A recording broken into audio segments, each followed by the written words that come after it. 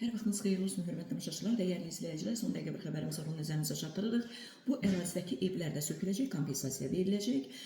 Söhbət hansı evlərdən gedir? Bakının Xətai rayonu ərazisində su kollektorunun üzərində tikilmiş 22 ev müəyyən edilib. Növ 365 saytı xəbər verir ki, bunu Xətai prokuroru Sərdar İmamov deyib. Onun sözlərinə görə araşdırma zamanı məlum olub ki, həmin evlər vaxtilə su idarəsinin razılığı ilə tikilib. Lakin evlərin tikildiyi ərazidən magistral su xətti keçir. Bu səbəbdən Enziyez qəsəbəsindəki 22 evin sökülməsi və kompensasiya verilməsi təmin ediləcək. Hazırda sakinlərin razılığı ilə evlərin köçürülməsi istiqamətində iş gedir. Keşlə və Enziyez qəsəbələrində müasir kollektor çəkilir ki, gələcəkdə problem olmasın. Bəziləri orada qanunsuz torpaq zəbt edərək ev tikib və illərdir ki, orada yaşayırlar. Bizə tərəfdarı deyilik ki, 20 il əvvəl tikilmiş evlər sökülsün. Ona görə də həmin evlərin hissə-hissə rəsmiləşdirilməsi həyata keçirilir deyə Xətai prokuroru bildirib.